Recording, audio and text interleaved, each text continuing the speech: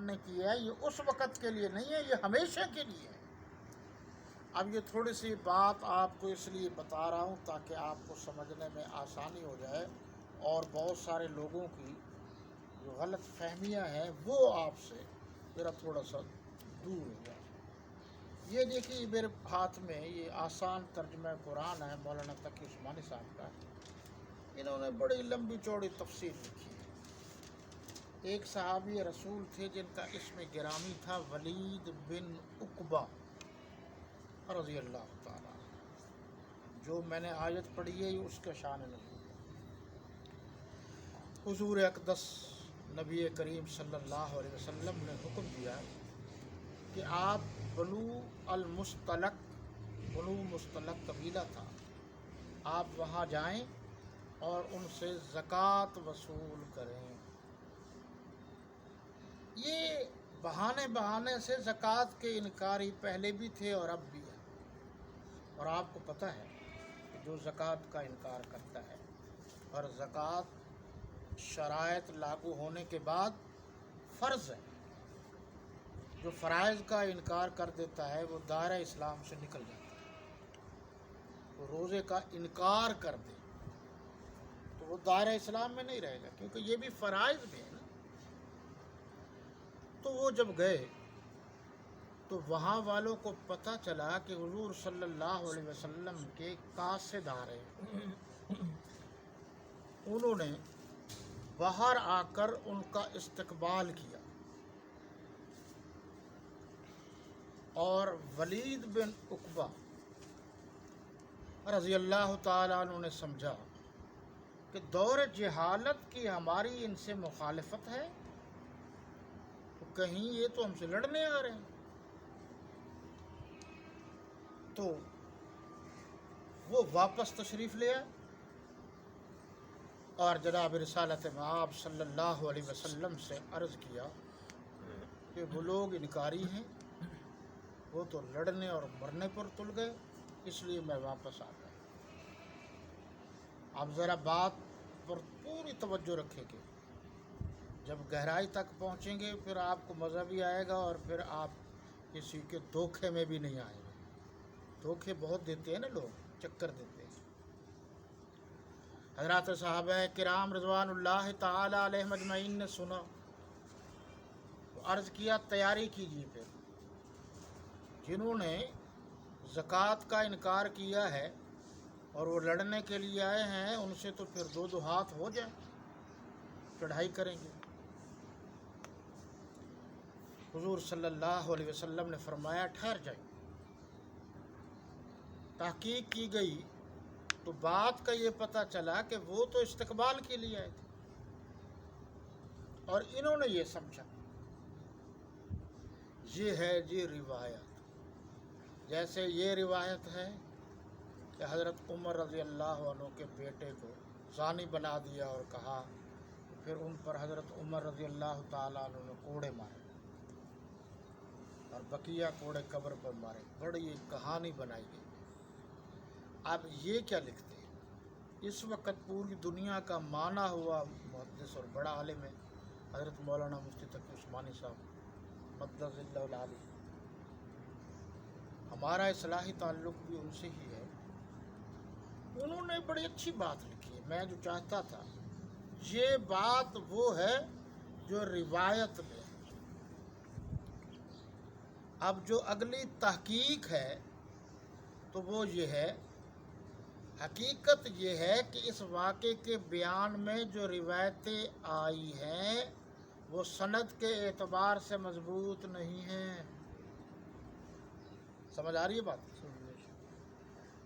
روایت لکھی ہے انہوں نے یہ جو میں نے عرض کی ہے، پھر کیا کہہ رہے ہیں کہ یہ سند کے اعتبار سے معتبر یا مضبوط نہیں ہیں۔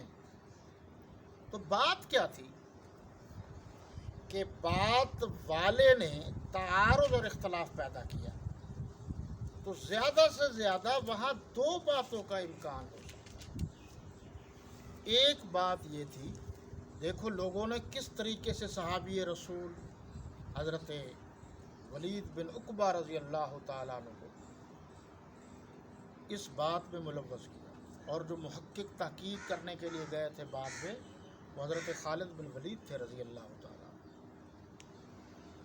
بات یہ تھی کہ اس بات کا امکان ہے کہ جب اس طرح کا منظر تھا تو کسی نے شرارتاً حضرت ولید بن عقبہ رضی اللہ تعالیٰ عنہ کے کان میں کہا، قریب آ کے کہا، یہ تو آپ سے لڑنے آئے ہوئے ہیں۔ تو انہوں نے سوچا کہ بد احتیاطی نہ ہو جائے، ہم تو کم آدمی ہیں، ہم تو کسی اور کام کے لیے آئے تھے، تو پھر یہ خون خرابہ ہو جائے گا، اس لیے واپس چلے گئے۔ سمجھ آ رہی ہے بات کو؟ دوسری یہ ہے کہ یہ شیطان نے، ابن جریر نے ایک لفظ بھی لکھا ہے کہ فَحَدَّثَهُ الشَّيْطَانُ أَنَّهُمْ يُرِيدُونَ قَتْلَهُ، کہ شیطان نے انہیں بتایا کہ وہ شیطان، اب یہ میں وضاحت کرنی پڑے گی، تلبیس ابلیس ایک کتاب ہے، سوائے انبیاء کرام علیہم السلام کے شیطان باقی سارے روپ دھار لیتا ہے۔ پیر کے سامنے پیر بن کے بیٹھتا ہے کہ حضرت صاحب کمال ہے، آپ نے فلاں کرامت دکھائی تھی تو آسمان گر گیا تھا۔ مولوی کے پاس آئے گا، مولوی صاحب کمال کر دیا آپ نے، آپ کے تقریر کے بڑے گہرے اثرات مرتب ہوئے، آپ جیسا مولوی کوئی نہیں ہے، تاکہ جو اجر و ثواب اس کو ملنا تھا وہ بھی جائے۔ ولی کے سامنے ولی بن جاتا ہے۔ اس کی بڑی چکر بازی ہے، بڑی چکر بازی۔ حضرت شیخ عبد القادر جیلانی رحمۃ اللہ تعالی علیہ، جن کی 11ویں بانٹی جاتی ہے، لیکن افسوس یہ ہے کہ ہمیں نہ کوئی 11ویں کھلاتا ہے، نہ کوئی 12ویں کھلاتا ہے، نہ ہی ان کی تعلیمات کا کوئی مطالعہ کرتا ہے۔ غنیۃ الطالبین ان کی شہرہ آفاق کتاب ہے۔ حضرت شیخ عبد القادر جیلانی رحمۃ اللہ تعالی علیہ، اور انتہائی ادب سے عرض کرنا چاہتا ہوں، وہ مسلکاً حنبلی تھے، اور حنبلی مسلک جو ہے آج کل سعودیہ میں ہے، وہ بڑے سخت ہیں، عقائد اور نظریات کی دنیا میں وہ بڑے سخت ہیں، اور سب سے پہلے رافضیت کی تحقیق کر کے کہ یہ کتنے گروپوں میں ہیں، ان کے کتنے اقسام ہیں، یہ وہ سارا کچھ لکھا بھی انہوں نے، شیخ عبد القادر جیلانی رحمۃ اللہ علیہ، انہوں نے لکھا ہے اپنے دور میں۔ انہوں نے لکھا کہ ایک اللہ والے، بعض نے لکھا کہ وہ خود، بہر جو بھی تھے، وہ دیوار کے سائے کے نیچے پڑھا رہے تھے، تو کان میں کسی نے پھونک ماری، اٹھو دور ہو جاؤ، یہ دیوار گرنے والی ہے۔ وہ اٹھے، دور چلے گئے، تھوڑی دیر بعد دیوار گر گئی۔ جیسے ہی دیوار گری تو انہوں نے کہا اللہ نے جو ہمیں بچا لیا، تو دیکھو یہ آدمی کتنا اچھا ہے، کیونکہ پیروں کو، مولویوں کو، حافظوں کو، قاریوں کو خوش آمدی اچھے لگتے ہیں، وزیروں کو، مشیروں کو۔